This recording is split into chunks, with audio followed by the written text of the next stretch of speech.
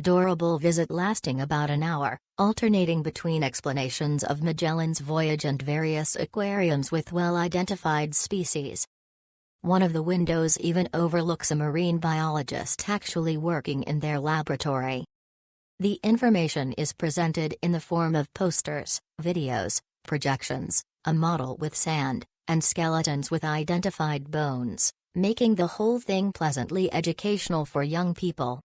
It's a pleasant discovery that can easily be done in an hour.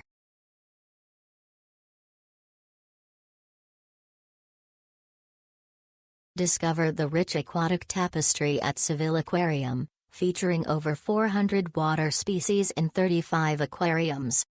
The Oceanario, with 2 million liters of water, stands as Spain's deep shark haven.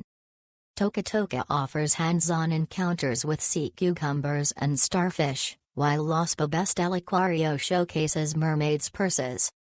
Each tank, adorned with LCD panels, unveils the secrets of its inhabitants.